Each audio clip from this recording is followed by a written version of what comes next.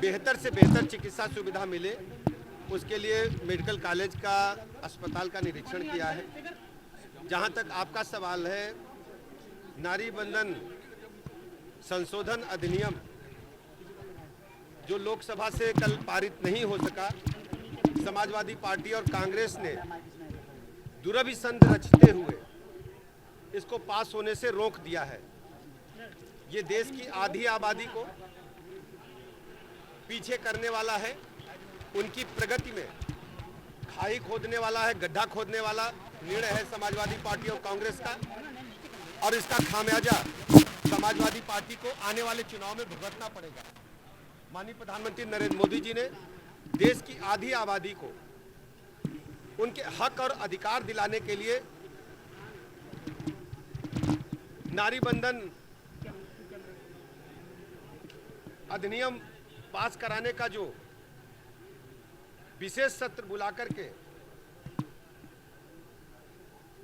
काम किया था, उसमें रोड़ा अटकाने का काम समाजवादी पार्टी और कांग्रेस ने किया है। समाजवादी पार्टी के लोग अच्छी तरह जानते हैं, यदि महिला जागृत हो गई, महिला शक्ति जागृत हो गई, तो समाजवादी पार्टी जिन गुंडों को अपनी सरकारों के दौरान पुष्पित पल्लवित करती रहती है,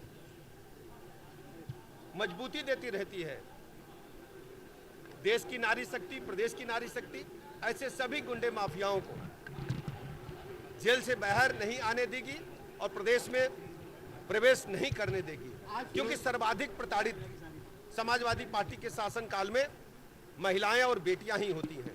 5 बजे के बाद महिला और बेटियां सड़क पर निकल नहीं सकती जब समाजवादी पार्टी की सरकार होती है। आप जहां खड़े हैं यहाँ भी यही हालत है। आज अक्षय तृतीया है, आप यहाँ आए हैं, समाजवादी सरकार में परशुराम जयंती की छुट्टी हुआ करती थी। आप अच्छी तरह जानते हैं कि हमारी सरकार में सभी महापुरुषों की सम्मान है और भगवान परशुराम को लेकर के हमारी सरकार प्रतिबद्धता के साथ अपने सभी इष्ट देवों के साथ काम करती है।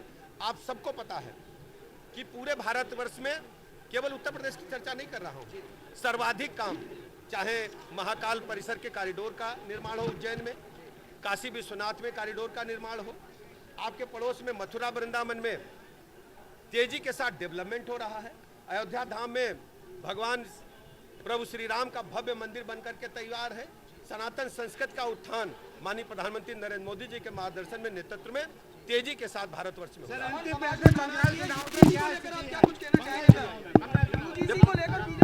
देखिए, किसी भी स्थिति में किसी का भी अहित नहीं होने दिया जाएगा।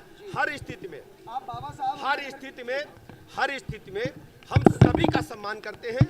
माननीय प्रधानमंत्री नरेंद्र मोदी जी ने जो सिद्धांत या नारा दिया है, सबका साथ सबका विकास, सबके विश्वास के आधार पर हमारी सरकार जन जन की सरकार है। सर, बंगाल चुनाव में क्या हो रहा है? बीजेपी मना रही है, अरबों रुपए का बजट जारी किया है अम्बेडकर को लेकर। भारतीय जनता पार्टी क्या उनकी 22 प्रतिज्ञा है वो बराबर की स्थिति दिखाई जा रही है। देखिए, पश्चिम बंगाल में भारतीय जनता पार्टी प्रचंड बहुमत से जीत रही है और आप देखेंगे पश्चिम बंगाल में तृणमूल कांग्रेस का सफाया होगा और भारतीय जनता पार्टी की सरकार बनेगी। बाबा साहब भीमराव अम्बेडकर को जो सम्मान भारतीय जनता पार्टी की सरकार में माननीय प्रधानमंत्री नरेंद्र मोदी जी ने देने का काम किया, इससे पहले किसी ने उधर विचार ही नहीं किया था। बाबा साहब के जो पंच तीर्थ थे, उनको राष्ट्रीय स्मारक का दर्जा देकर के उसे मेंटेन कराने का काम, चाहे लंदन हो, चाहे महू हो, चाहे महाराष्ट्र, सब कुछ माननीय मोदी जी ने करने का काम किया है। बाबा साहब के बनाए हुए सिद्धांत के आधार पर ही माननीय प्रधानमंत्री जी ने हर गरीब को पक्का मकान, घर घर पेयजल, सबको उज्ज्वला गैस, सभी पटरी दुकानदारों को पीएम स्वनिधि के अंदर ऋण, महिलाओं को उच्चीकरण, ये बाबा साहब ही कहते थे कि महिलाओं को अधिकार देना पड़ेगा। आप जरा समाजवादी पार्टी के लोगों से पूछिए कि महिलाओं के अधिकारों पर डाका डालने का काम समाजवादी पार्टी ने क्यों किया है।